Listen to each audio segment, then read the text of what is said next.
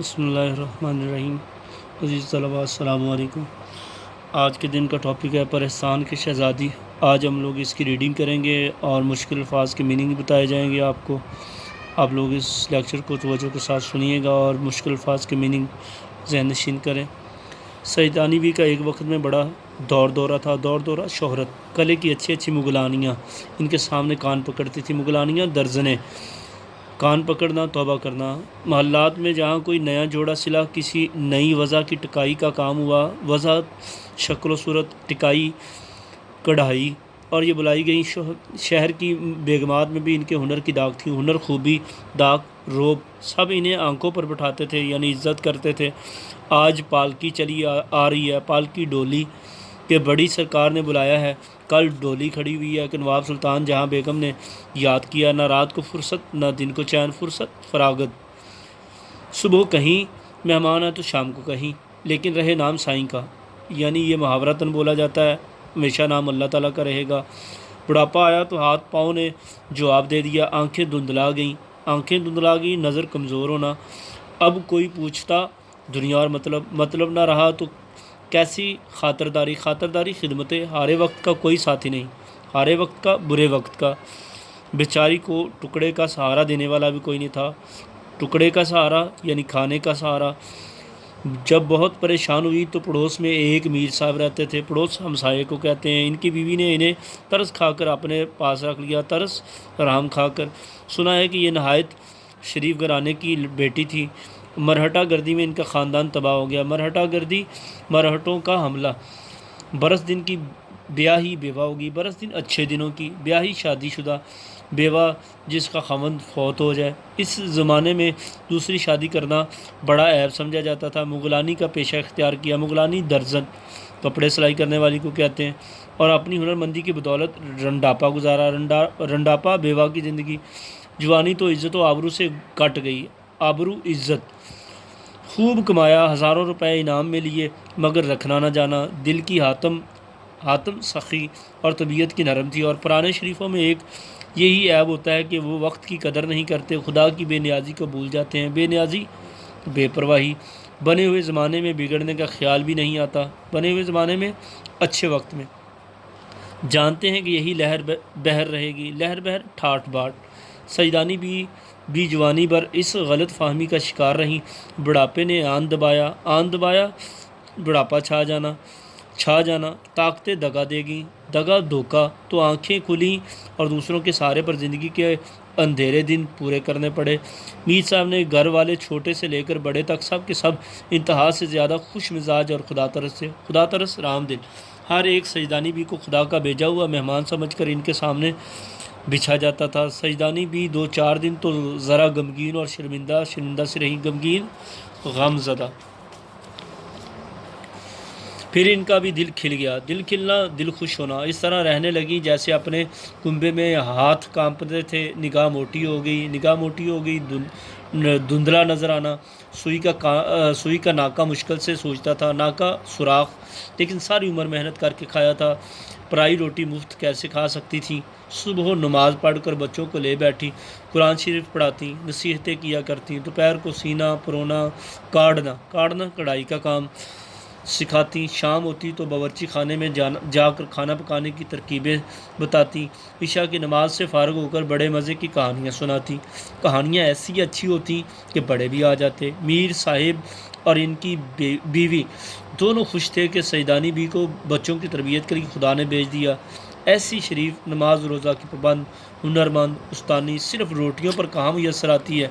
بچے ایسے گرویدہ ہوئے کہ دن رات سیدانی بی کے پاس بیٹھے رہتے۔ گرویدہ عاشق۔ مشہور تھا کہ سیدانی بی پرستان میں بھی ہو آئی ہے۔ وہاں کے بادشاہ نے انہیں اپنی بیٹی کا جہیز ٹانکنے کے لیے بلایا تھا، اور انہوں نے وہاں کئی دن رہ کر بڑے بڑے تماشے دیکھے ہیں۔ گھر والوں کو یہ خبر تھی کہ، لیکن کبھی خیال نہیں آیا کہ سیدانی بی سے پوچھتے تو کیا بھی سچ مچ تم پرستان گئی ہو؟ شاباش تمہارا جگرا، تم کو ڈر نہیں لگا؟ ایک دن سردیوں کی رات تھی، دالانوں کے پردے پڑے ہوئے تھے۔ دالان کی جمع بڑے کمرے کو کہتے ہیں۔ چھوٹے بچے لحافوں میں دبکے اور بڑے لڑکے لڑکیاں انگیٹھی کے چاروں طرف بیٹھے کہانی سن رہے تھے۔ لحاف کی جمع ہے لحافوں، رضائی کو کہتے ہیں۔ دبکے، چھپے ہوئے ہونا، چھپنا، آتش دان کو انگیٹھی کو کہتے ہیں۔ اور اتنے میں میر صاحب کی بیوی نماز وظیفے سے فارغ ہو کر آئیں۔ اتفاق سے کہانی بھی انڈا شہزادی کی تھی۔ جب یہ ذکر آیا کہ کاڑے دیو کی جو شہزادی پر نظر پڑی تو سوتی کو پلنگ سمیت اڑا کر لے گیا۔ کاڑے کانا، ایک آنکھ سے معذور۔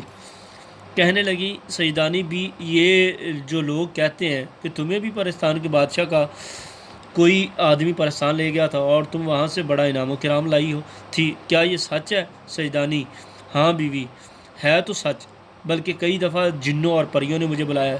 میر صاحب کی بیوی: اوئی، اور تم بے دھڑک چلی گئی؟ سیدانی: پہلی دفعہ تو مجھے دھوکے سے لے گئے تھے، راستے میں جب بید کھلا تو بتیری ڈھائی، بتیری بہت زیادہ بید راز، لیکن کیا کرتی، دل کو مضبوط کر لیا، اللہ کو یاد کرتی ہوئی چلی گئی۔ نہ جاتی یا روتی پیٹتی تو جانے کیا آفت آتی، آفت مصیبت۔ اس کے بعد جب گئی ہنسی خوشی گئی اور ہنسی خوشی آئی۔ بیگم: صدقے اپنے رسول صلی اللہ علیہ وسلم کے، اس پر ایمان رکھنے والے کا کہیں بال بیکا نہیں ہوا۔ بال بیکا ہونا، ذرہ بر نقصان ہونا۔ پرستان میں بھی میری وہ خاطریں ہوئی کہ کیا کہوں، خاطریں خدمتیں۔ میر صاحب کی بیوی: کچھ بھی صحیح بوا، میرا تو پتا پھٹ جاتا ہے۔ پتا پھٹنا، خوف طاری ہونا، صورت دیکھتے ہی جان نکل جاتی۔ سجدانی: نہیں بھی، یہ سب کہنے کی باتیں ہیں، ڈر کی باتوں سے ڈر لگا کرتا ہے، جہاں ڈر سنا، ڈر سامنے آیا پھر کہیں کچھ بھی نہیں۔ دیکھو بیماری سے لوگ کتنا بھاگتے ہیں، اور جب بڑے سے بڑا دکھ بھی آ جاتا ہے تو سہنا ہی پڑتا ہے۔ میر صاحب کی بیوی: میر صاحب کی بیوی: میں تو پھر کہوں گی کہ تم کو شاباش ہے، صد رحمت، صد سو رحمت، صد سو کے لیے بولا جاتا ہے، اس پر جس نے تمہیں دودھ پلایا۔ اچھا ہمیں بھی تو سناؤ کہ کیا ہوا تھا، کیوں گئی تھی؟ پرستان کیسا ملک ہے، وہاں کیا کیا دیکھا؟ سجدانی: وہ قصہ یاد آتا ہے، قصہ واقعہ جو کلیجے پر سانپ لوٹنے لگتا ہے۔